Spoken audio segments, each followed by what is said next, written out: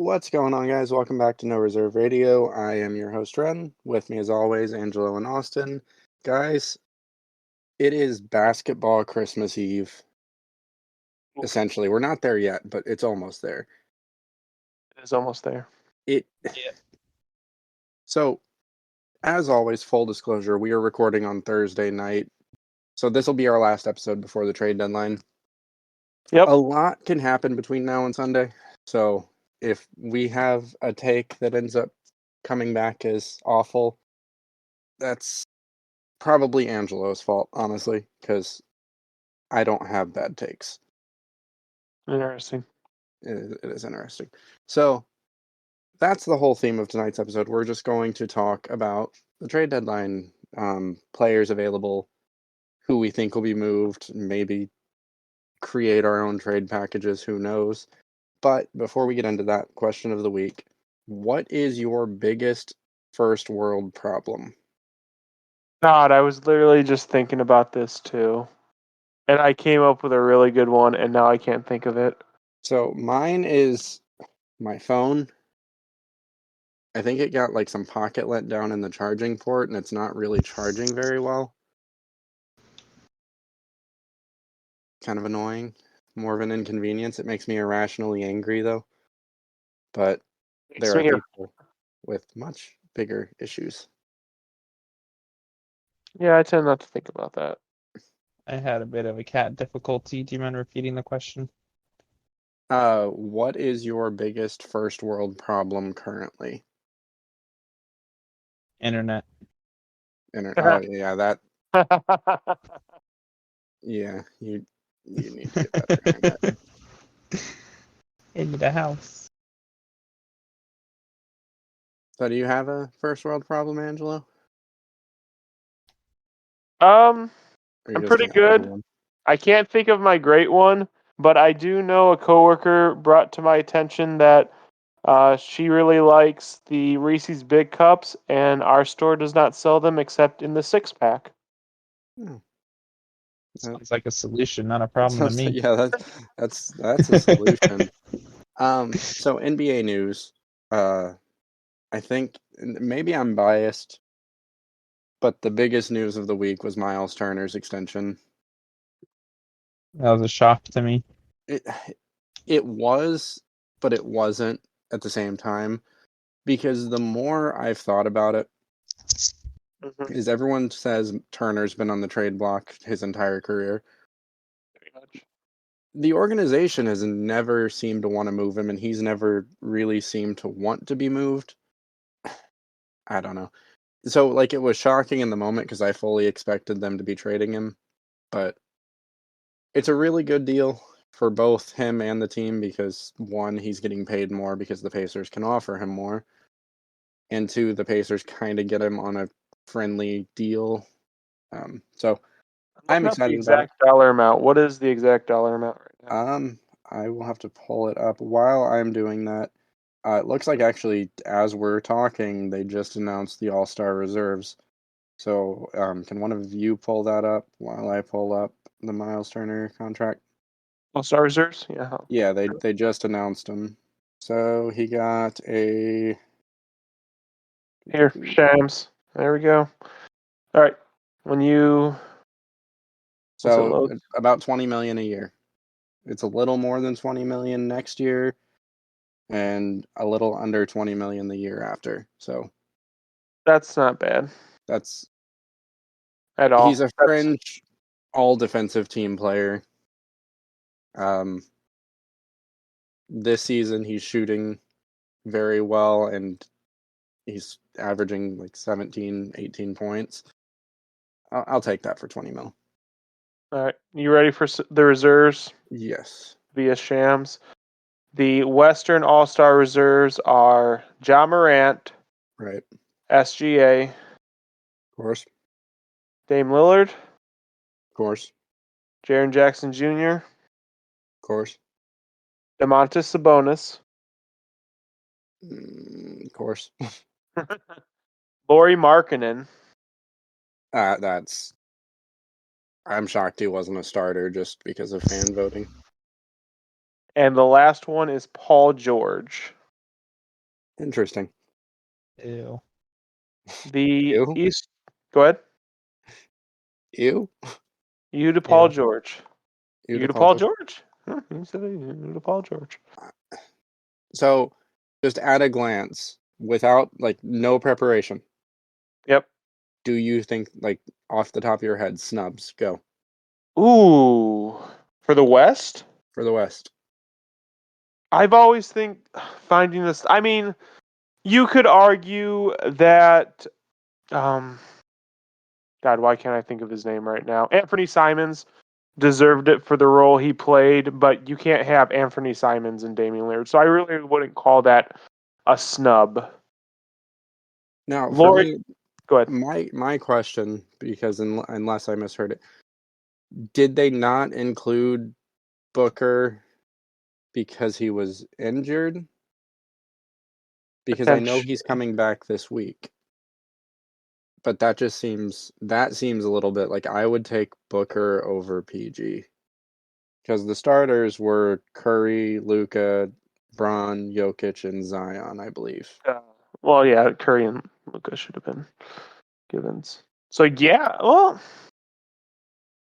29 games this year is what Booker has played. Yeah. Out of a potential 43 so far. Yeah, I don't know. Booker, Paul George. Let me see what Paul George's number looks like, because on paper that does sound like a snub to me. That's a good one. Oh yeah. Oh yeah. Oh yeah. That's a snub. That's a snub. Paul George has played more games, obviously, but yeah. I wonder if they just didn't know if Booker would be back to full health, but yeah, it's a tough one. What about the East? What's that look like? The Eastern reserves are Joel Embiid, Right. Jaylen Brown, Right. Bam Adebayo. Mm. Yeah. Julius Randle. Mm. DeMar DeRozan. I buy it. I buy that one. Drew Holiday. What? Drew Holiday. And the last one, your boy got in. Tyrese Halliburton. I mean, I'm cool with that. So That's crazy. the East was Durant, Kyrie, Giannis, Donovan, and Tatum. So immediately Garland jumps out. LaMelo was injured. So does that mean LaMelo was injured? Yeah, it was good. Go on. Jimmy Wait, Butler ain't an that all-star means this Trey year? didn't make it either. Trey didn't make it. Jimmy didn't make it. Whoa. Yo. And Julius Randle made it. Julius Randle made it. Yeah. Granted, Julius Randle has been the best thing. Him or God, why is my brain not working today? The guard that they just signed from the Mavs. Brunson. Yes, it's been Randle or Brunson has been the best thing about the Knicks. So I could see it, and it is New York, so it is a bigger market. I definitely see it as more of they wanted New York to have a player because yes, Randall is having a pretty good statistical season, but he's also got absurd usage probably because they don't really have anyone to go get a bucket there. Yeah, I am the biggest Jimmy Butler hater there is. Jimmy Butler over DeMar and Drew is kind of. DeMar, I'm fine with DeMar. It's Drew. It's Drew and Randall. I feel like Butler's having a better year. And Trey. I know that those don't fit because that's forward versus guard. Yeah. So that's why Trey and Garland are. I don't think they had Drew. Drew is a guard, never mind. Trey and Garland are both, in my personal opinion, more deserving than Drew Holiday this year. And I love Drew Holiday, but yeah, I can't argue with that one. No, so I don't know. There's a lot of time between now and the All-Star game still, so I'm sure someone will miss it, and we'll have the dream teams. So yeah, trade deadline. When I was younger, I used to like request deadline day off for the NBA and the NHL. I don't do that anymore. But at the same time, when I was younger, you had more free time. Well, the prevalence of like smartphones and social media, like now I can be at work walking and there's a Woj bomb. Like I immediately have that. That's very true. Instant gratification of either being horribly wrong or remarkably correct about my deadline prediction. So this might be biased. This might be biased, but I think my favorite deadline has always been the MLB deadline. I think the most interesting moves happen on the MLB deadline as opposed to the other deadlines. Now, over the last few years, that's sort of come closer, and you're starting to see more bigger stars moving on the deadline in the NFL and in the NBA. But I still think baseball, there's still a deadline where you could have a really like star caliber player like Mike Trout. Granted, he hasn't been traded or he's not on the block, but you could move someone like him and a person could be a contender. I just feel in the NBA, it's not like that. I also feel like that's just because the MLB has so many more assets to trade. Yeah. That's true. Like with the minors and stuff too, they have many different places to pull from. That's true. I like the chaos that is the NHL trade deadline, but like for example, the trade deadline either just happened or it's coming up. I don't actually know the NHL deadline off the top of my head. But Bo Horvat, who was voted into the All-Star game, got traded conferences. So now they're scrambling to try to figure out whether he's playing or they're going to replace him because he didn't, I think, have enough votes in the other conference to like replace anyone. It sounds like a headache. Yeah, so March 3rd. March 3rd. Oh God, that's so far away. Why is it so late Sounds this year? like an absolute headache. Yeah, so that was a long way of saying, like, for me personally, I like the opening of free agency and I love the trade deadline. These are like 2 additional holidays for me. And I don't know so much about this year. It feels like the market is dead. Yeah. And I don't know, like there's 2 opposite camps, right? So you have who was it? Rui getting traded to the Lakers. Yeah. Was that last week? Have we talked about that trade, or was that? Yes, we talked about the trade on the last episode. Okay, yes. So you have we did. So you have Rui getting traded for scraps, and then on the flip side, you have OG Anunoby, or the Raptors turning down 3 firsts for OG Anunoby. So the market seems a little wonky this year. That said, I do think we're going to see some big moves. Not necessarily. I mean, we could see not a superstar. We could see a star traded. I feel like if we were going to see someone more of the superstar level or even a higher tier star traded, we would have seen more rumblings in the lead up. And as far as I know, there haven't been. So we're going to be looking more at role players, quality role players, and then maybe like a fringe star. Like an OG Anunoby, who I think defensively is a star player. I don't know. The Raptors are an interesting situation because if you were the Raptors, okay, OG Anunoby, you're discussing trades for. If you trade OG, do you not then come to the next logical conclusion that, okay, maybe if we're trading OG, we should also trade other pieces and potentially blow it up and then start from scratch? If you trade OG, then why are you keeping Fred? Why are you keeping Pascal? Why? So, I don't know.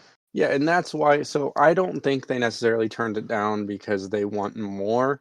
I think they turned it down because they want assets that are going to be more immediately beneficial to Toronto.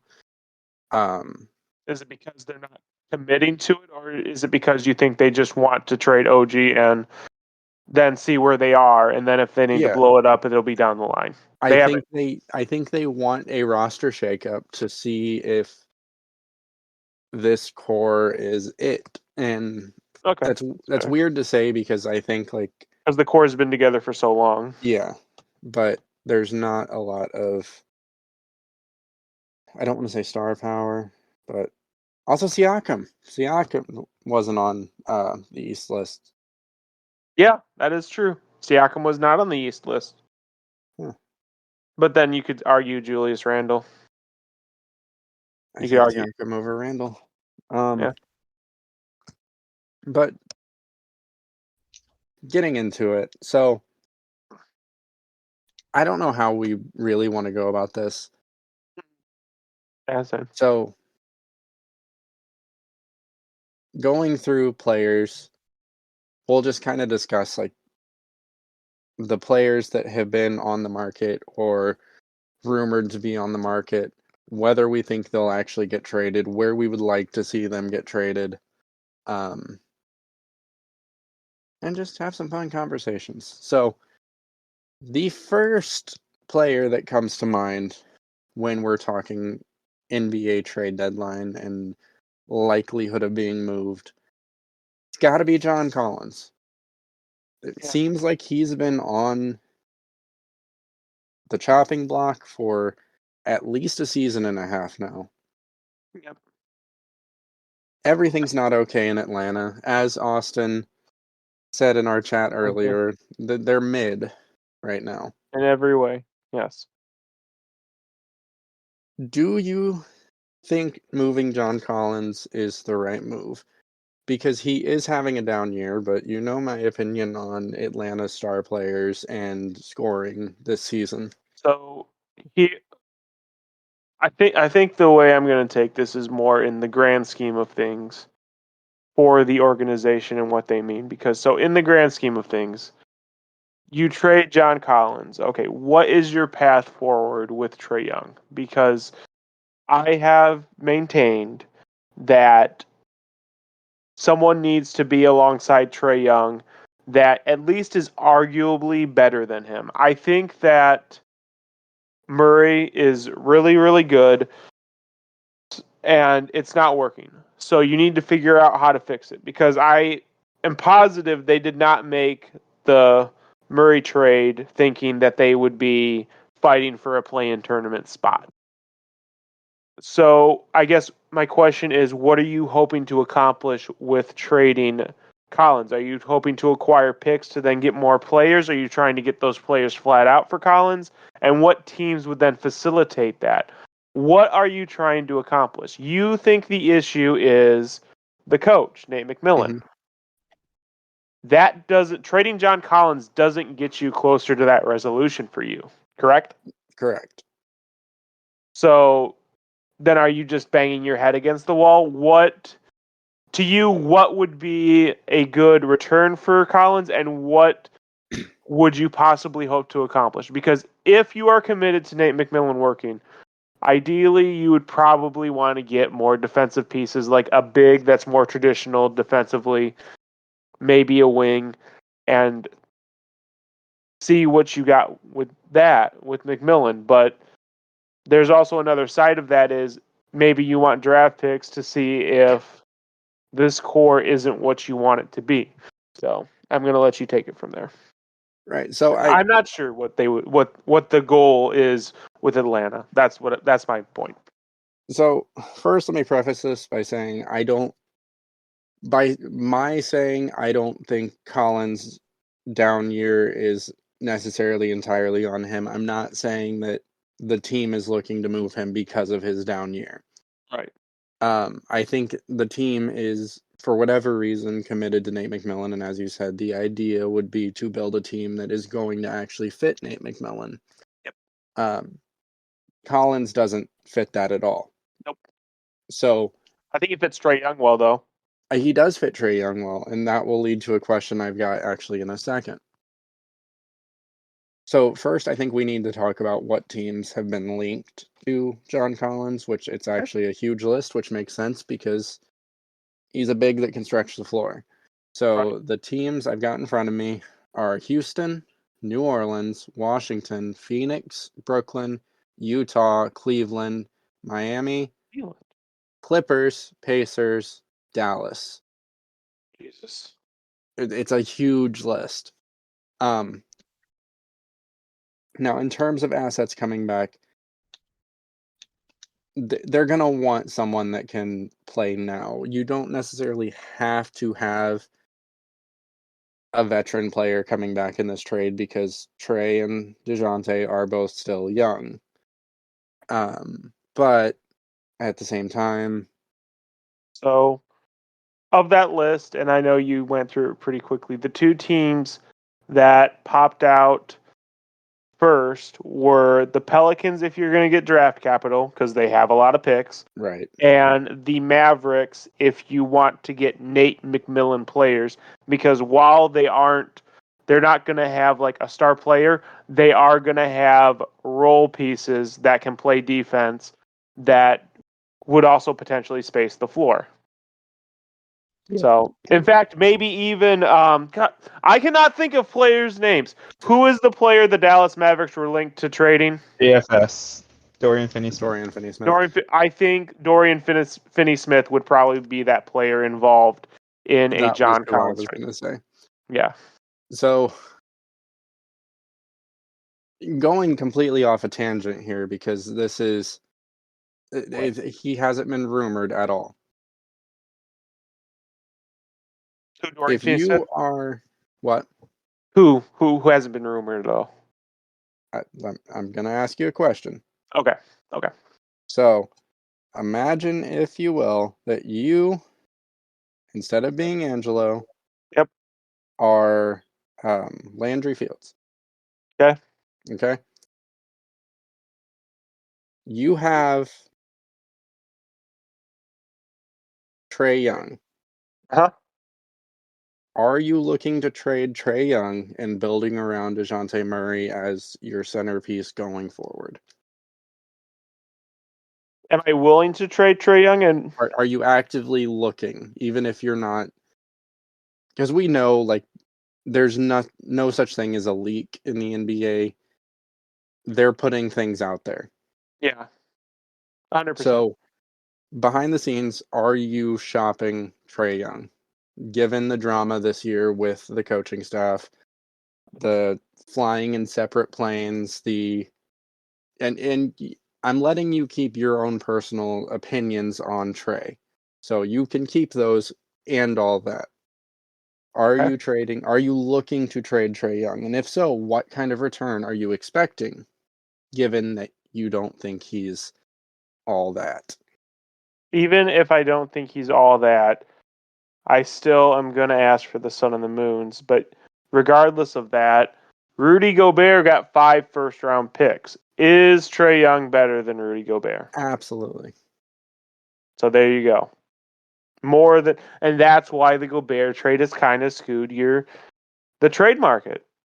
Yeah, if Rudy Gobert is worth 5 first-round picks, Trae Young is worth at least 6, 7, 8, whatever number you want to put out there. You're not getting the return. Right.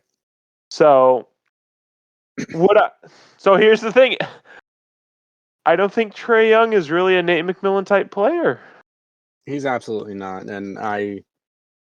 So if you're committed to Nate McMillan and you think Nate McMillan's the guy who's going to get you to the championship, yes, you have to trade Trae Young. Because DeJounte Murray is more that Nate McMillan player than Trae Young is. Now, I don't personally think that's going to lead them to success, but if that's the route you want to go, that's kind of what you got to do. Yeah. Side note, the only player that's, at least as far as I've seen, that's been actively linked to the Hawks, because I'm kind of just going through each team and the players on that team. So the only player that's been linked to the Hawks directly is Kyle Kuzma. Do you think that would help or hurt? Because realistically, he's just another John Collins. Yeah, that's what I was thinking too. I'm like, that's not defensive enough for Nate McMillan. Yeah, he's a different flavor of John Collins. Yeah, pretty much. So I don't know. Moving down the list, so Brooklyn Nets. So they actually probably looking to add things. Oh yeah, definitely. I just don't know what they possibly could. So the top players that have been linked to the Hawks are John Collins, Jakob Poeltl, and DeAndre Ayton. You mean the Nets? Yes, sorry. Okay. John Collins, Jakob Poeltl, and you said DeAndre Ayton? Yeah. What are they trading to get that? Look, I don't know. It could be a 3-team trade. I'm just saying what is in front of me. Ayton's value is probably at the lowest you're going to get. Yeah. Heck, you might even be able to get Rudy Gobert value for him. So they've got 2 first-round picks this year. Yeah. They've got Cam Thomas, Day'Ron Sharpe, and Kessler Edwards. That's the war chest of Brooklyn, unless you're moving Kyrie or Ben Simmons, who also right now has no value. So they probably have the assets to acquire Jakob Poeltl. If they really want to. Who? What did you say? Based on what's in front of me, that's they don't have the assets to acquire Ayton. I don't think they could afford Ayton, like physically. Other players that could be traded are Joe Harris, Seth Curry, and Patty Mills. So add them to the. Okay, I guess that's something because 3-point shooting is more valued in today's NBA, but that's not gonna get you to Ayton. What about Collins? They've got 2 firsts. Cam Thomas, Day'Ron Sharpe, Kessler Edwards. Was it John Collins, the player that I sent you the report in the chat that is so astronomical that GMs just consider him untouchable? No. That was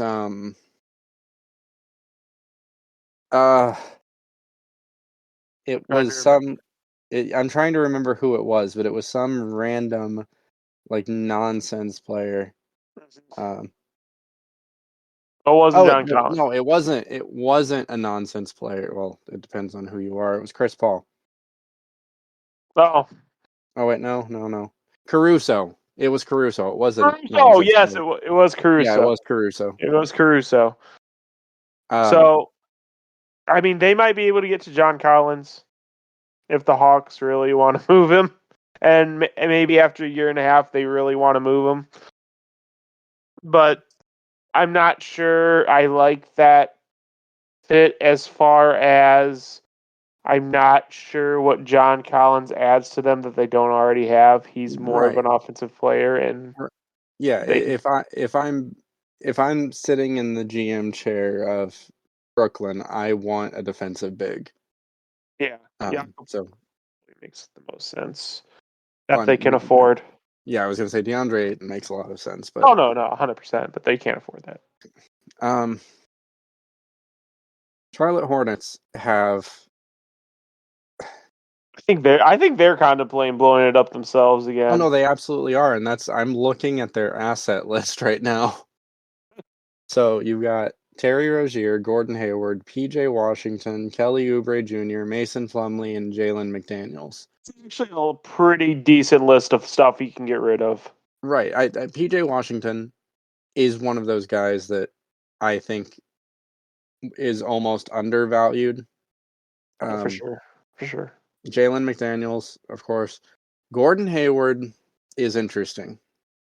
Yes. And Terry Rozier, because both of them, they're a little older. With Hayward, injury prone. Say they also entering like some of the final years of their deals too. Yeah, but if you are if you're a buyer, yep, Rozier and Hayward are really interesting, and to a lesser extent, Kelly Oubre. for sure. I'm trying to think who would benefit the most from a Rozier or Hayward trade.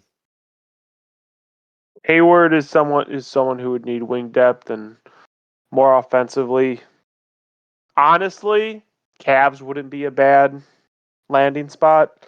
Granted, I'm not necessarily sure offense is the thing they need, but they do need wing depth. Rozier, that's kind of tough. Dallas might be interesting that was because my first thought was the Mavs. Yeah, because they still kind of need to fill that hole that Brunson left them. Like I didn't think Jalen Brunson's departure would have been that huge. It is huge. Yeah, it's a huge gap they're missing when Luka isn't on the court. Yeah.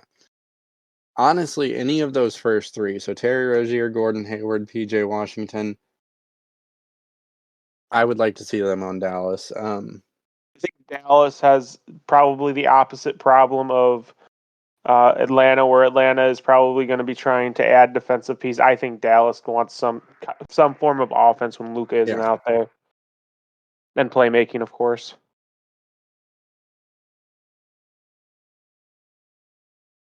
Hayward to New Orleans would be interesting too. Yeah, I mean, New Orleans is in this interesting spot where they have a lot of assets, but I'm not sure what move they would make to help their run, because I think their run is more reliant on Zion staying healthy than it is anything else. So, unless they wanted to move all those assets and make a splash player to kind of hedge their bets in the case that Zion went out, and then they'd have maybe not 1-for-1 replacement, but serviceable replacement. I could see that, but I don't know if I do that. If you're New Orleans and you have the Lakers pick, hold on, make sure this is still an accurate statement. You are still in the Victor sweepstakes, so you are still in the Victor sweepstakes. So I mean, go ahead. Well, I was moving on to the next set. So we talked about Caruso having ridiculously high value. Yes. Chicago Bulls. Yep. They kind of went all in on Levine, DeRozan, and Vucevic. They kind of need to blow it up. Do they, though? They kind of need to blow it up, man. So they've got some decent assets. They've got Patrick Williams. They've got Kobe White. Yep. They have their first rounder. They do.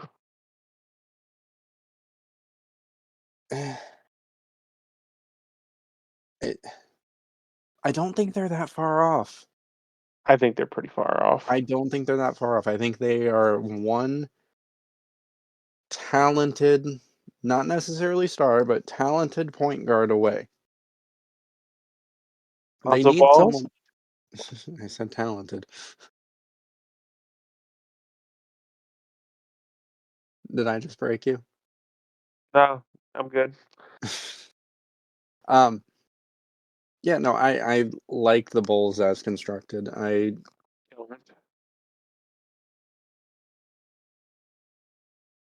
wouldn't blow up that core yet. What more evidence do you need? Like I said, I just feel like they're not that far away. Okay. All right. I can't think of any trade packages for him. So, okay, so blowing it up, I feel like that's DeMar and Vucevic, right? Like you hold on to Levine just because he is a good stopgap and would be a great secondary star, right? Yeah. So you hold on to Levine because he's still young enough. Sure. What do you value DeRozan and Vucevic at this point in their career with their contracts? Oh man, that's a hard bar to gauge. But if the rumors are true that Alex Caruso is worth what was it? Well, I speculated it was 3 first-round picks. Then the answer is a price that you're not going to get. Yeah. So, and if they really are valuing Caruso that high, they're going to value DeMar way higher. And I just don't think there's a world where any team bites, and I don't think a trade happens with any of those three. You're right. I think Kobe White, Patrick Williams, they're first, maybe Andre Drummond. I don't see Chicago making any big moves. Even though I feel like they're close, I think they're closer than even I think they are. Yeah, I think they're going to be stuck in purgatory. Yeah, probably. Cleveland Cavaliers. Interesting. So, Karis LeVert, Isaac Okoro, Cedi Osman. Yeah, I told you they need wing depth. Well, those are the three that I think. Well, those are the three that are. Their names are on the list of linked to other teams. Of those three, Isaac Okoro is the most interesting to me. I like Karis LeVert a lot. Good defense. But I value defense. Okoro does, yeah. LeVert probably would have the most value to another team because he's a great 6-man. He can initiate. But here's the thing. You're the Cavs. You're currently sitting at the 5 seed. You're 31-22. What are you moving that to get? Wing depth. You're trading wing depth to get wing depth? You trade wing depth to get an upgrade at wing depth. Okay. So, Bogdanovich or Hardaway Jr., like Malik Beasley. All three of those guys are. I think LeVert is better than probably Beasley. Yeah. But Bogdanovich, Hardaway, significantly an improvement over Okoro or Osman. But the Cavs just really don't have tradable assets right now. Yeah. Oh, that's Yeah. You can't trade Jared Allen. Nope. You're never going to get fair value for Garland, Mobley, or Donovan, and you would never want to trade those three anyway or any of those four really. Yep. So that's the thing. That's kind of where they're stuck at. What are you doing? Cavs stand pat at the deadline. No, I think the Cavs are standing pat. I think the Lakers are done too. I think the Lakers don't have a choice but to be done. So, yeah. Dallas Mavericks. They have to do something. They have to do something. Do you want to hear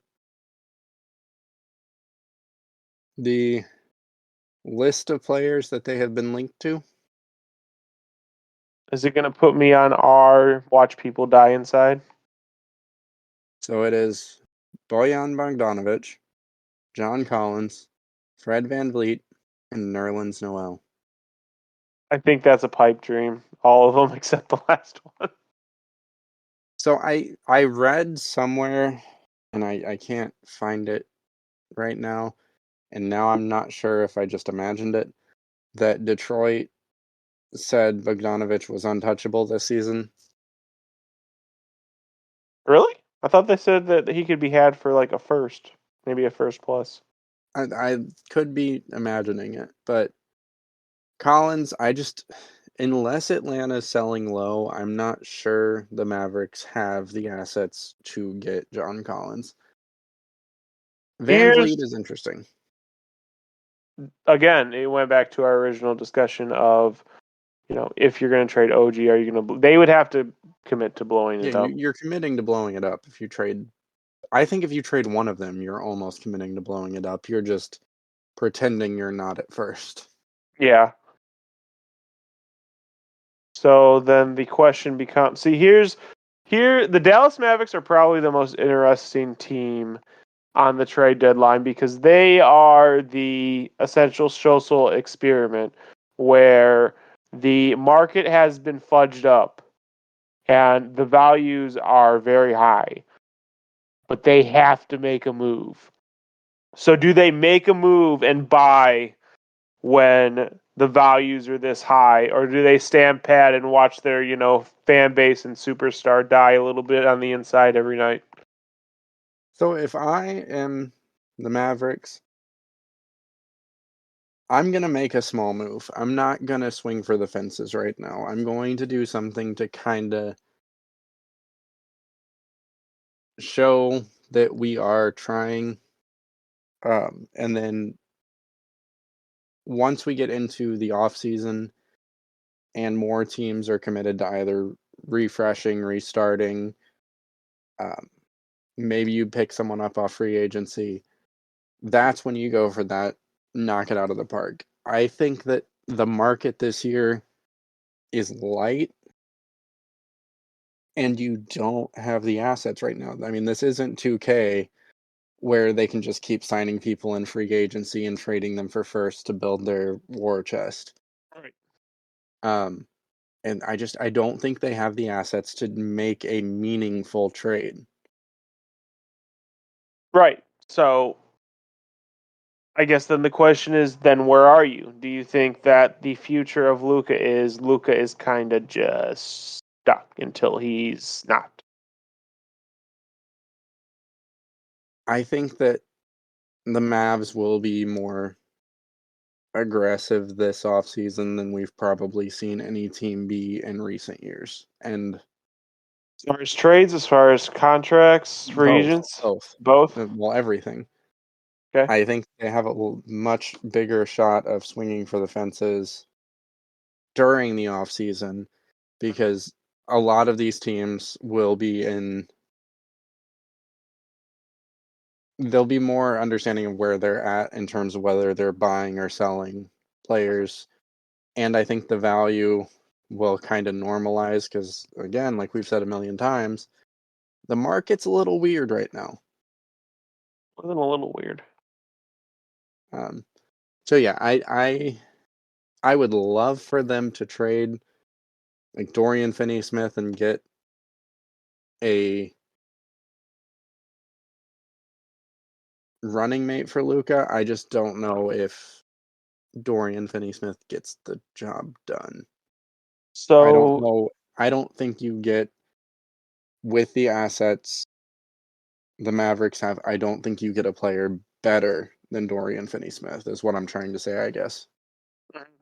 No, 100%. And the thought that I've kind of pondered with is, okay, you're not going to get a star, so then what would be that small move? I think the best small move would be to get like a playmaker / shot creator to kind of see if you can fill that Jalen Brunson role, so that Luka doesn't have to watch his team disintegrate leads while he's sitting on the bench. I think that. Go ahead. Oh, I'm just trying to think of a player that would fit that mold. Caris LeVert. We've talked about Terry Rozier. There is I don't know if it would necessarily be a great idea, but it would be kind of fun. So we're in agreement, because we've talked about it before a lot, that after this season or during this season, the core that is the Golden State Warriors big three is done, right? Yeah. So what about Clay to the Mavs? Not necessarily a playmaker, but he's lost a step, but he's still a great wing defender. I love it. I don't know if I love it, just because of why would you want to get a player who's gonna be giving you diminishing returns? Mostly just to show that you're making an effort. What would the price be for Clay? Are you talking about signing Clay or trading for Clay? Either, because he is a free agent at the end of the season. So this season, it's obviously a rental. So I don't know what the Warriors would want in return. I haven't really. They need a big, so maybe part of a 3-team. You include Charlotte somehow, send Mason Plumlee to the Warriors. I don't know. And then see where you are. Yeah. And then, man, They could, if they want Christian Wood. I don't know. I think Wood has more value to the Mavs than he does to any other team right now. But I don't know. The Mavs are difficult because we want something to happen, but it's impossible to see anything. playing chicken basically. Yeah. Okay. Is this the season? Is this finally the season where Eric Gordon gets out of Houston? I think he'll retire. But You think he's going to retire in Houston? yeah, at this point. So we know that James Harden wants to go back to Houston, or at least that's the rumor. I don't think a trade happens this season because he is a free agent. Yep. Next year. But I don't know what Eric Gordon's contract looks like or whether that would hinder that. But Eric Gordon is the perfect player to go to a contending team.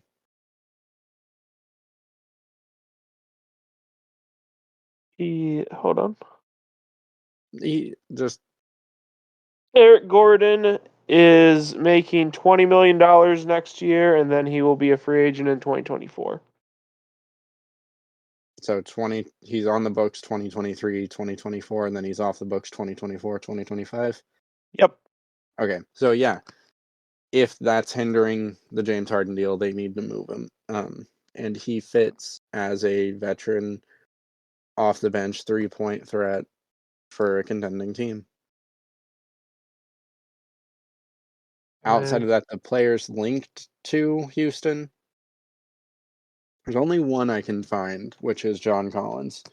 John Collins is just linked to everybody, so I just don't get that. When I said I just don't get that. Why does Houston want John Collins? why wouldn't they? Does he even fit their time frame? That's my thing. I don't mind the player. I'm just trying to figure out, like, what are you trying to accomplish with this? More offense? I mean, so he's only 25. It's not like he's going to be playing along 19-year-olds. I still think he would fit the timeline because Okay. But the question is, what do you trade for him? You are not trading you're not trading a pick in this year's draft. Nope. If you are in the lottery, unless you are getting quality player, you're not trading your first if you're in the sweepstakes. And that's not because we talked about it before. I think we overvalue first round picks, but I think this year is the year if you are in the lottery, even if you're projected to get the 13th pick, you hold on to it just for the shot. Yeah. Because we're talking generational caliber player here. Sure. So I don't know. It's weird to say, but I don't know if they have the assets to get Collins. Yeah. I don't disagree, but Next, my team, the Pacers. What are the Pacers going to do? Go ahead. What's your hot take? Oh, hot take. Victor's not going to be anything. Ooh. That's now, a very spicy take. Here's the question. I want a little bit more divulge into this. Will he not be what everyone thinks because he's going to get injured consistently, or is he not what everyone thinks because his skill won't translate and evolve properly for the NBA? I think a little of both. Really? Mm-hmm. He's such a matchup nightmare because he's like 20 feet tall. He is. Moves like a guard, shoots like a guard. Can block you just by holding his hand up. He can do, like, can you imagine him doing your new favorite thing, the Kornet Contest? Like, We did not talk about the Kornet Contest. That's right. We should have talked about the Kornet Contest. We'll save it for the very end of the episode. Fine. We'll save it for the very end of the episode. Fine. Spoiler alert. Angelo is obsessed with this. So I think if he is not living up to the hype, it's going to be due to injuries. We've seen him play against NBA talent. Too strong of a tag to put on him. Generational is too strong of a tag to put on him. I don't know. I'm fine with it. Like, when LeBron was in high school on the cover of Sports Illustrated, it's got that same vibe to it. The difference is we've seen Victor play against NBA caliber talent, and he's fine. So he's good. I'm not worried about that. I am worried about injuries because, again, he's 20 freaking feet tall. Yep. So Pacers. So Miles Turner is, according to Carlisle, off the block. They're not even fielding calls for him, which is how it should be. The only pieces that I've seen are Buddy Hield and Chris Duarte. Pacers have been linked to John Collins, OG Anunoby.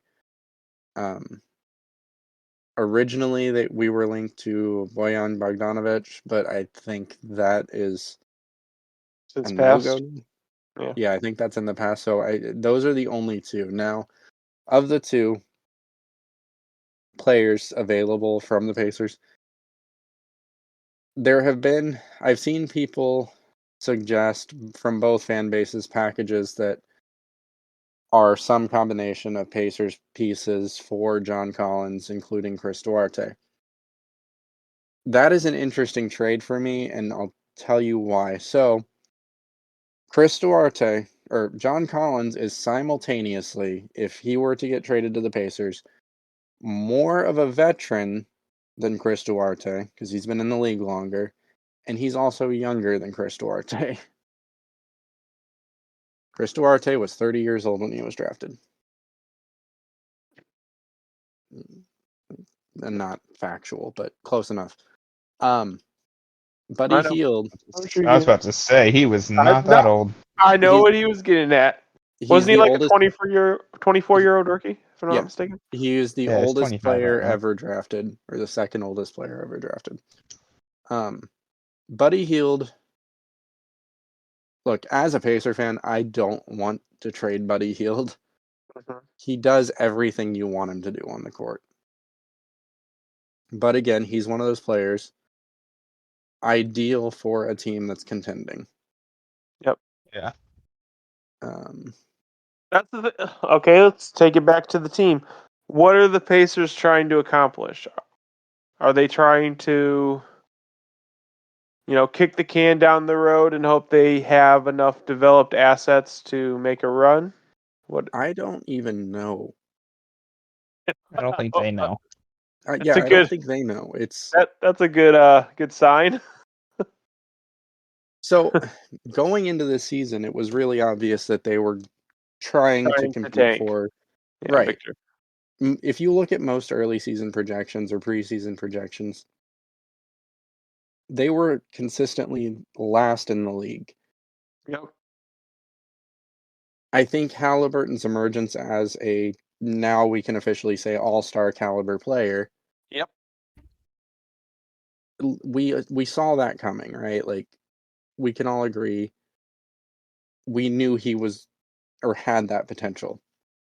I just think we all thought it would be a year later. That's fair. And you can see, like, if you look at the record, since he's been injured, they went on like a 7 or 8 game losing streak. Yeah, them and the Pelicans are pretty So rough. I think that the value of that one player can't be understated. And his basically backpacking this team, because yes, Miles Turner emerged as the player he was supposed to be 8 years ago. Yeah. Wasn't he top 15 in PER at one point? Yeah. Benedict Mathurin coming out playing. Don't you dare say it again. Wait, what? Don't you dare say the thing again. New best player in the world. Stop it. His emergence really stopped the bleeding, and I don't think the team has an identity right now, because the identity was supposed to be rebuilding, and it's had this interesting juxtaposition this year where simultaneously at one point was the 4 seed and now is 1 loss away from a bottom 6 seed in the entire league. So I'm not sure whether they're buying, selling, or standing pat. If I were the team, I would be selling at least Buddy Hield. As a fan, I don't want to see that, because his value is more than I think you would be getting back, unless you're getting a quality first round pick, which I don't think you are, or if you're including him in a player that's going to fit the system a little more. So, like, Giannonobi. But the question is, do the Raptors even have any interest in Buddy Hield for Giannonobi?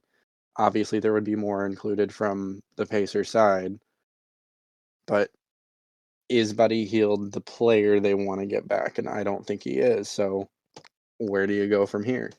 So I'm going to branch this off to an interesting discussion, because it was brought up to me. I forgot where, but for MVP awards, do you believe that it should be the best player on the best team, or do you think you should look at the MVP more of what would this team look like and be without that player? I think it should be the latter. I don't want to say team record should be irrelevant, because I think it should play a part. But like a Tyrese Halliburton, even if the Pacers finish like in the play-in, right? Yep. I think you could say that he had more impact to his team than any other player, at least thus far. And I'm just saying that off the top of my head. Obviously, I haven't researched that, but you're saying that, if MVP was looked at based on what the team looks like without you, he would be in the discussion. Right. So Jason Tatum. Yep. If the Celtics have the best record and Jason Tatum is the best player, is Jason Tatum the best player or the MVP? I don't know, because they also have a Jaylen Brown. They also have a Marcus Smart. They have a really good team. So how much value do they need out of Jason Tatum? Obviously, like Luka, LeBron this season, those would be players that I would have in that race no matter what their team's record is. So yeah, no, that's an interesting question for sure. I've never thought record should play. It should play a part, but it shouldn't be the deciding factor at all. I don't think, because I think the way that the MVP is decided, because isn't it a vote on members of the media, if I'm not mistaken? I think it's media and peers. Okay, so I don't think that mindset is ever going to change, because I think that when you are observing something, and when you are performing in it, you tend to think of the teams that are succeeding in it in a higher light, and thereby the players in that team in a higher light than maybe you should. Awards just kind of need to be retooled anyway. Ja came along and ruined most improved player. Pretty much. So, moving along, because I don't think there's really much to talk about, just because I think before the Pacers really, before we have an idea of what the Pacers are going to do, I think the Pacers need to establish an identity of whether or not they're trying to finish this retooling or going all in. And do you think there's some panic within the Pacers front office of, oh my God, we are progressing too fast. We are going to wreck this ship if we don't start spending. Oh, absolutely in the not. Offseason. Absolutely No? not. So at least not yet. So Herb Simon is the owner right now. Notorious for being a penny pincher. As long as fans are going to watch the games and are paying to watch the games, he's content being in mediocrity. That's part of the reason we were one of those teams that were running on the treadmill for so long. He's starting to step away from the team, and his son is going to start taking over, and he's more wanting to compete. So I think that identity is going to change. But as of now, if you ask any Pacers fan, and really any NBA fan that's watching consistent games throughout the league, you're tuning in to watch this team. It is a fun team to watch, regardless of success or not. So while Herb Simon is still at the helm, they're content to be a fun team. Now Rick Carlisle and Kevin Pritchard, who run the actual personnel of the team, they're more wanting to compete. So I don't think they're panicking, but I could see spending in the offseason. Yeah. That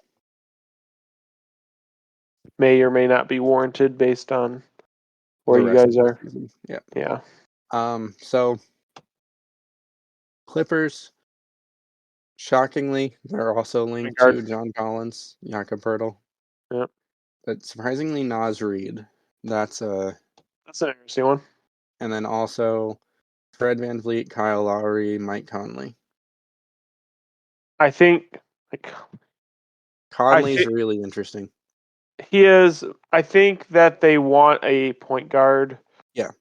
Because obviously you have PG and you have Kawhi, so, and granted, both of them aren't going to be there all the time, but you want a facilitator to either take some of the load off them, and in the playoffs have something to come off the bench that can, sustain your offense. And especially given that they're trying to salvage this experiment. Yes. That is the 100%. Kawhi George era. Yeah. 100%. Looking at that, I keep going back to Conley. That is a really match made in heaven player. I think they're going to shoot for Fed. What do they have? What? They have John Wall and some picks. Go on. I got Angelo. That's not getting you there. No. You asked what they had, though. I mean, so in our 2K league, where the Nuggets put in their offer for Luka, $5 million 1-year contract offer, that's essentially what the Clippers have to offer for Fred VanVleet. I think a more realistic option is Mike Conley, because Utah is still wanting to build the war chest. We know that, right? So I think a pick gets it done. Danny Ainge loves his war chest. He does, and I think a pick gets it done. And like I said, Conley honestly fits the team, fits Paul George and Kawhi better than Lowry or Van Vliet. Because I agree with you, I think the point guard is the position they're going to be looking to fill. Yep. And I don't think Van Vliet is the best of the three right now. 100%. But they don't have the assets to get him. Between Conley and Lowry, Conley's defense, yes, again, like we were talking about with Clay, Conley's lost a step. He has lost a step, but he still is one of the better defensive guards in the league. Great playmaker, great ball handler, gives them another person they can trust to have the ball at the end of the game. Poeltl is also interesting. What I'm finding is a lot of teams are also linked to Jakob Poeltl. Yes, that is interesting. I think. I wonder what the Spurs want for. I don't think it's much. To me. I don't think it's much. Then why hasn't it been moved yet? Probably that's my go-to question. And we've still got, at this point, a week away from the deadline. Yeah. It's probably just waiting for teams that are buying to start bidding against each other. Because as we can see, he's like market. Going down to my next list, or the next team that's on my list, which you can guess just because it's alphabetical. Jakob Poeltl's also there. So a lot of teams want Poeltl. So you wait until the closest point to the deadline to hopefully get an overpay. But I'm also finding that out of all these teams, Jakob Poeltl is a really good pick for those teams. Yeah. Have I been sleeping on Jakob Poeltl this whole time? You have. Okay. Well, next up is the Lakers. Oh no. So you've already said you think they're done. They're done. Humor me as I go through the list of players they've been linked to. Shockingly, this is absolutely shocking. Lakers media has linked them to a lot of players. I'm surprised. Okay. Honestly, I'm surprised I don't see like Luka on this list. But here we go. Kyle Kuzma, Nikola Vucevic, DeMar DeRozan. Then they woke up. What? And then they woke up. Bojan Bogdanovic, Cam Reddish, Evan Fournier, Gary Trent Jr., Jakob Poeltl, Buddy Hield, Terry Rozier, Josh Richardson. Maybe if they add all that, they'd have a decent team. The weird thing for me is having DeMar DeRozan on this list. I'm a huge DeMar fan. I've always been, always will be. But this team needs shooting. Shooting DeMar and DeRozan. Wing defense specifically. DeMar DeRozan is not a shooter. Of these players, no, he's not. I like Bojan Bogdanovic. Yep. And I like Evan Fournier, and I like Gary Trent Jr. Yep. Cam Reddish is an interesting one for me because I think that you could buy low on him. I like Terry Rozier and Josh Richardson actually as well. They don't really have a lot of futures.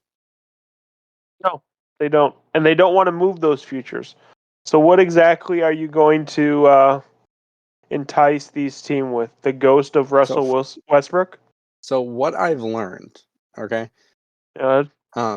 Because being a fan of the Indiana Pacers, you remember that the Pacers and the Miles Turner Buddy Hield for Russell Westbrook in a first. That was the rumor that.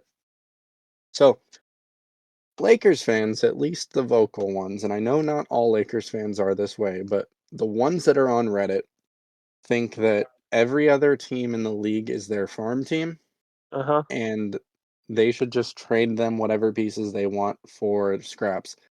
So sure they do. I think Russell Westbrook in a first gets you Evan Fournier or Cam Reddish. Maybe even both, actually. Maybe. Yeah. And that would be an ideal situation, I think. I'm still not sold that they're moving that first, and I think that they are done. I think at this point they are desperately trying to find a package that involves just Russell Westbrook and like whatever, maybe another bench player, but they're not getting it. So it's an interesting conversation to be had. What do you think happens after the season with Russell Westbrook? Do you think he holds, like, does he sign a minimum contract somewhere to chase a ring, or does he think that he's still worth 20 plus million? There you go. I think the same thing. Look at our 2K league; it knows what it's doing. This guy. So Memphis Grizzlies linked to OG Anunoby. Malik That would Beasley, actually be really a really scary team. Josh Richardson, and Doug McDermott. Look, if you walk away from this trade deadline with Doug McDermott and OG Anunoby, that's a really good. That's a haul. For the Grizzlies, that's a haul. Yeah, absolutely. I think OG would push them into favorites in the East, not West. East.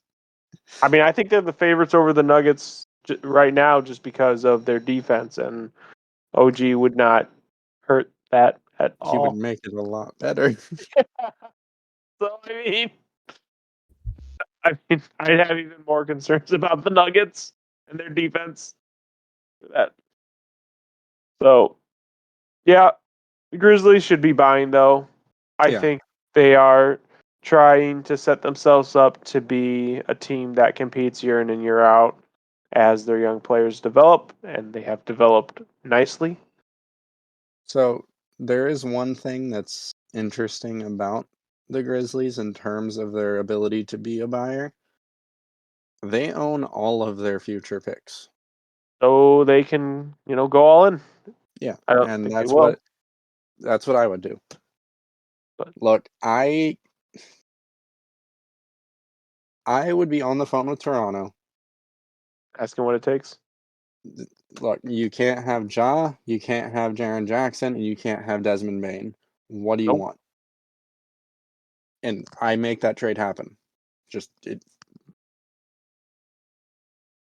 Whatever it takes, because I think that immediately propels you into the favorites for the whole league, honestly. That there's not a team. Maybe I'm really high on the Grizzlies right now, so maybe I'm a little biased, but you're about to say they're over the Celtics, aren't you? It's close. If they had OG, I think it's close. Ooh. That's interesting. That defense would be really scary. It would. Heat, shockingly, linked to John Collins. Before we get, because Minnesota's coming up, but yeah, D'Angelo Russell. He's a player that is likely getting moved this deadline.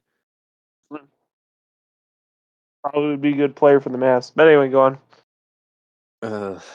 I don't know. I don't like him for the Mavs, but I love him for the Heat. He would be pretty good on the Heat.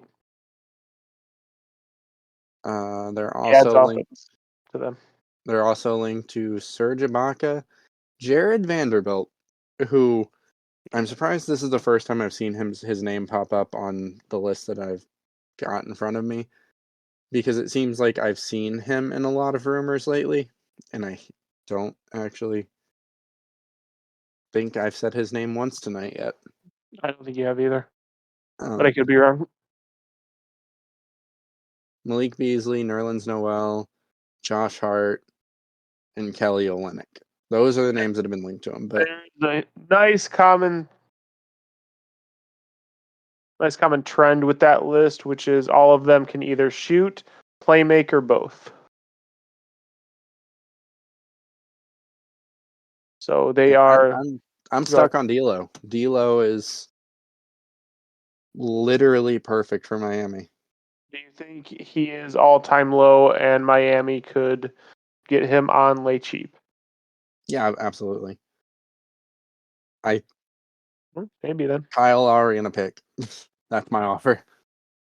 You think they take it? Honestly, yeah. Wow. From what I've heard, it doesn't seem like D'Lo and the rest of Minnesota are meshing very well right now. I think it's better for both. I think it's better for both. D'Lo gets to a new environment, and you get D'Lo out of your locker room. Yep. Milwaukee Bucks. I'm not sure what moves. I have heard. Jay Crowder. Yeah, I've heard Jay Crowder, but I have heard Grayson Allen being linked as one of the players that they could possibly trade for acquiring someone. So this goes back to the Rockets. This is kind of one of those teams I was talking about. Eric Gordon or Buddy Hield, like a shooter just coming in and spacing the floor. But now that I'm seeing Jay Crowder, I realize I haven't talked about Jay Crowder much tonight, but he wants out. He sat out this whole season. Yep. He's one of those players that for sure, I'm not going to say for sure because I've seen dumber stuff happen. Yep. But he's one of those players that 100% should be moved by the deadline. Yep. And we'll get to that as we come up to the Phoenix Suns here in a minute. But he would also fit really well alongside Giannis. And that's... Yeah. He would be a good Bucks wing player. Yeah, so, just add shooters or defenders and call it. Or both. Which Jay Crowder is. Yep. Supposedly, I looked up Milwaukee's trade rumors while we're talking. Mm-hmm. So Milwaukee has actually offered 4 second-round picks for Eric Gordon. And for Crowder, the offer is Jordan Nwora, Serge Ibaka, George Hill, and a second-rounder. Grace. I can't believe the Rockets didn't accept that deal. Honestly. Well, as far as I know, it's still on the table. Right. And then Grayson Allen for Cam Reddish is being discussed, which that's not really... I don't know if that's a move up or down. Yeah, I think it's a lateral move. Yeah. I think that Cam Reddish has a higher ceiling. For sure. But I don't know if he's going to hit it. Yeah. Timberwolves. Timber Pups. What? Timber Pups. So, like I said, D'Lo unfollowed the Timberwolves on social media. Yeah. That's basically the same thing as requesting a trade. Yeah. They have been linked to Mike Conley, Kyle Lowry, Bones Highland. That's the first time I've heard that name today, too. I'm not sure if he's going to get moved this trade deadline. I don't think there's a rush. No. And I think that's why I haven't seen him linked to anyone. is he's probably someone that they're fielding offers on, but there's no reason to move him. So unless they're blown away, I don't think that. Sure. Now, the Nuggets are linked to Naz Reid, so, I mean, maybe there is a world where there's a package that's centered around Naz Reid and Bones Highland, but I don't see much of the point for that. So yeah, Kyle Lowry linked to the Timberwolves, D'Lo linked to Miami. It just makes sense to me. It's a great trade. It would be a great trade. I just realized, it dawned on me that with these rumors, they're basically, which I mean, I guess I get because they don't really have any other option, but they're committing to getting this thing right, even though it's probably a lost cause.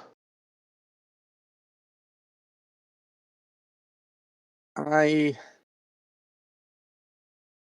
don't know. Probably a lost cause, bro.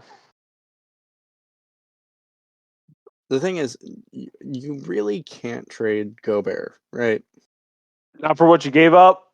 Right. Like, you can't. And on the flip side, you really can't trade Cat. So, are they stuck in purgatory? Yes, and I love it. I feel bad for Cat. Show your playing tournament appearances. I feel bad for Cat. That's all I'm going to say. I hope the Utah Jazz eliminate them one year. New York Knicks. They have some interesting assets. We already talked about Cam Reddish, Emmanuel Quickly. Yep. Evan Fournier. Yep. They've been linked to a few names. OG Anunoby, Sadiq Bey, Jay Crowder, Grayson Allen. We already talked about that one, and Kyle Kuzma. Yep. So of those, I'm really high on Sadiq Bey. Obviously, OG Anunoby, you can plug him into any team. So it goes without saying, yes. But it would cost, I think, an absurd amount to get OG. In New York, yeah. What are the Knicks trying to do? They saw free agency work so well, they want to try their hand in the trade market? I don't know what New York is trying to do. I think New York is perpetually trying to compete and perpetually failing. So have you ever seen the movie Soul? No, I have none. So it's a Disney Pixar movie, and I forget the context of the scene, but it's essentially they're in like an ethereal plane where they can interfere with reality, like not reality, life. And one of the characters is like, "Oh, I've been messing with these guys forever," and it cuts to a scene of a basketball court and a player going for a dunk and missing. And in the movie, they name drop it as the Knicks, and they lose again. And it's just perfect. It fits. Oh, hi, Austin. You've been quiet tonight. Austin exists. Austin. Yes. Are the New York Knicks the Dallas Mavericks of the NBA? Or not the Dallas Mavericks. The Dallas Mavericks are the Dallas Mavericks of the NBA. The Dallas Cowboys of the NBA. No. No? I think they're the Texans. The Texans?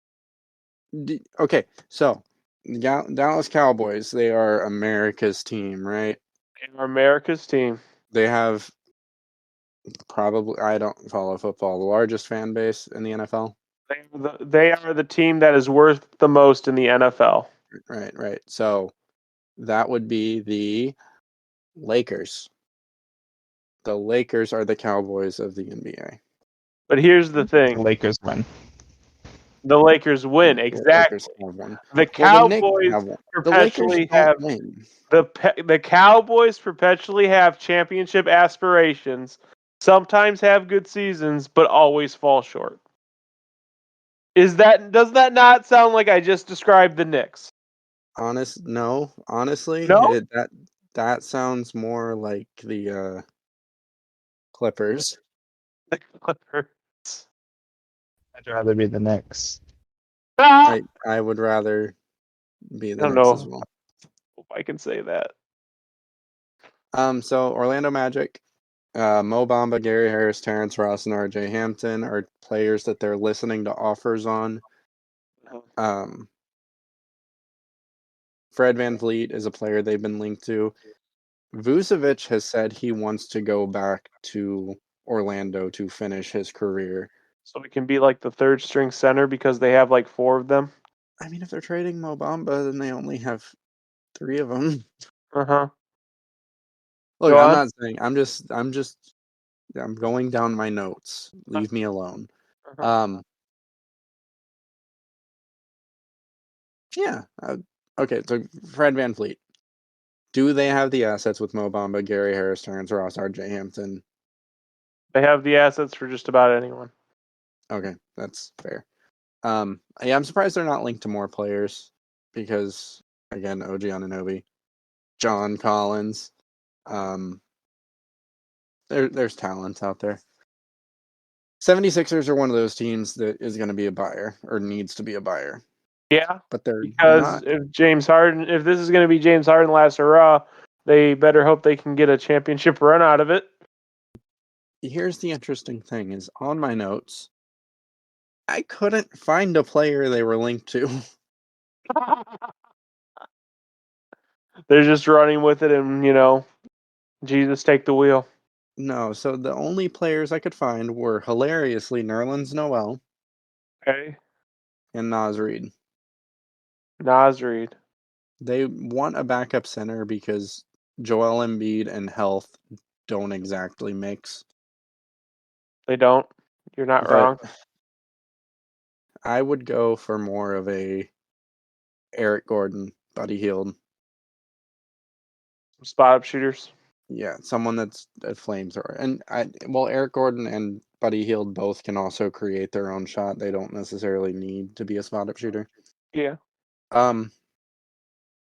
Phoenix is really interesting because the sale finalizes just before the trade deadline.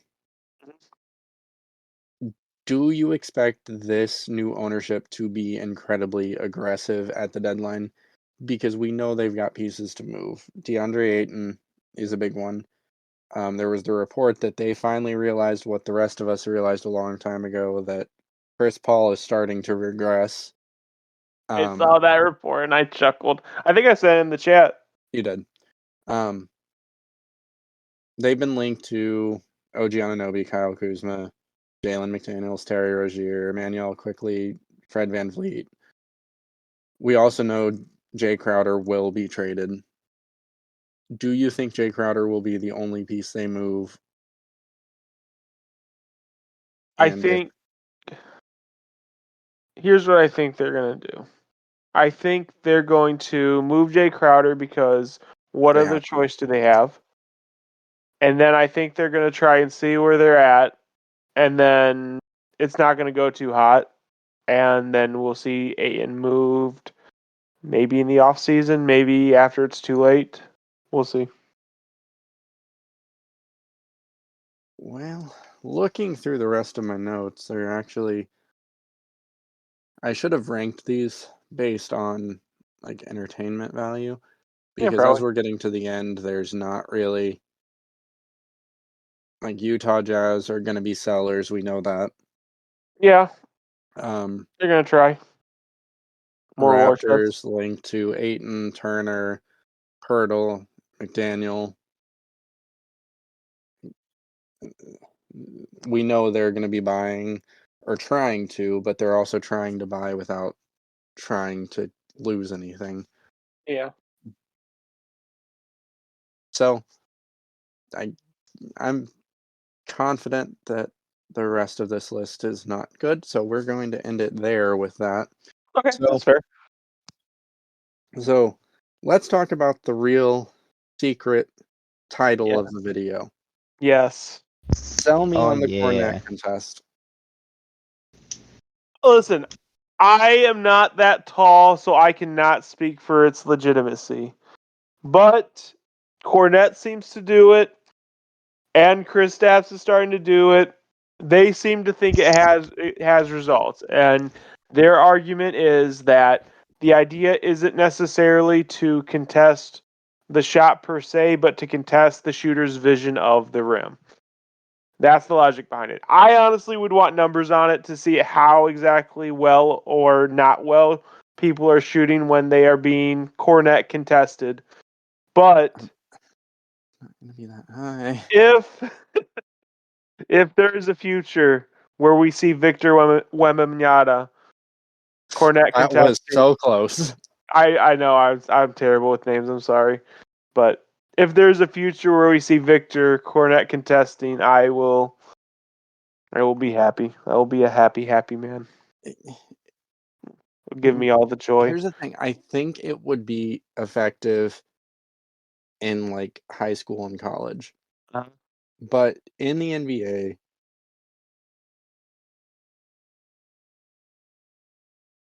like you don't adjust your shot while you're in the air. You know where the rim is. The rim doesn't move.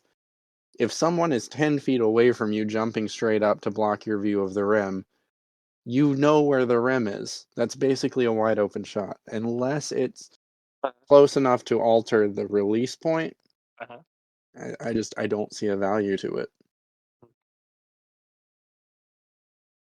So how do you think 2K would implement Kornet Contest into their game?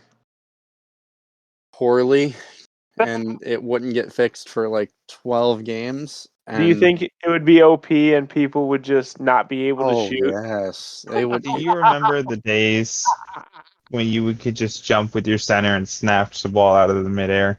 You still can if you've got takeover. It would be like that. No, I'm talking about like when, like if your friend shoots it, you could just jump up and grab it out of the air. Oh yeah. I think that's how it would go. Yeah, they would break it. It would be horrible. And then they wouldn't fix it. And then like in 5 games, they'd be like, new feature. We fixed it. And then it would break again. But it's 2K. We can't even sign players to contract extensions. And we haven't been able to for it. Okay. Fair. Okay. Let's say we get numbers on the Kornet Contest. Mm-hmm. And they had to implement it in 2K. Is Kornet contesting wide open, a yellow contest, or a red contest to you? What should it be if it What should like it be? has... Yes. Okay, so if we get numbers and it's actually something that they would implement, yellow. Yellow contest? That's a tough hit. So in 2K, that's a tough hit. My reason, like, my guess is if the numbers came out and showed it that it wasn't any way effective, it would be against players like DeMar DeRozan shooting a 3, right? So it's not going to affect the Steph Currys of the world. It's not going to affect the shooters. It's just not, because there's nothing there that's forcing them to change their shot. There's a reason why these players can go out, look at the rim, put a blindfold on, and shoot free throws, because it's all mechanical. They've shot that shot, whatever shot they're taking, thousands of times. Yep, 100%. If you are leaving them wide open and all you're doing is after they've initiated their shot, so because you're not just like randomly jumping straight up and down, right? You're only doing it when the opponent is shooting. So they're already in the air. Their brain has already done the calculations that where the rim is and how to shoot.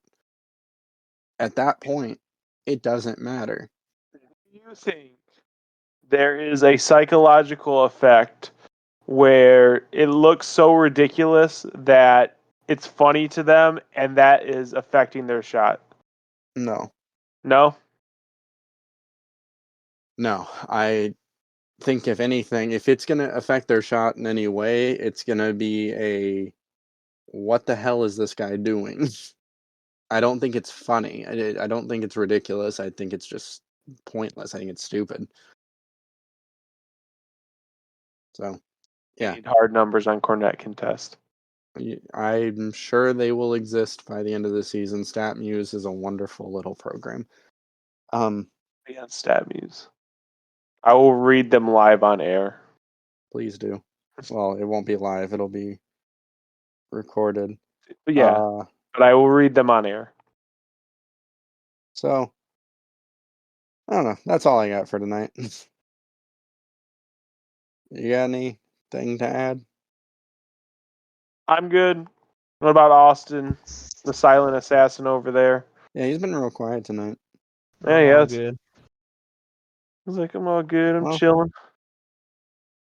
Follow us on the socials. Leave a comment, like, subscribe, all those things. And we will see you after the trade deadline. I have one final thing to say. What's that? Is it just my car, or is this just an Ohio thing? Has, in the last week or so, your windshields frozen over so bad that they freeze on the inside and the outside? That's Totally super normal. And you're asking the guy in Florida. Yeah. No, ours gets too humid where it fogs up. That sounds horrible. Just wipe it away. So, wait, what day is February 2nd, right now. I know that. Okay, so the trade deadline Groundhog Day. The trade deadline will be the day we record the next episode, so that's perfect. So Perfect. we will have our reaction / how wrong we were on the Sunday after. So we will see you guys next week. Adios.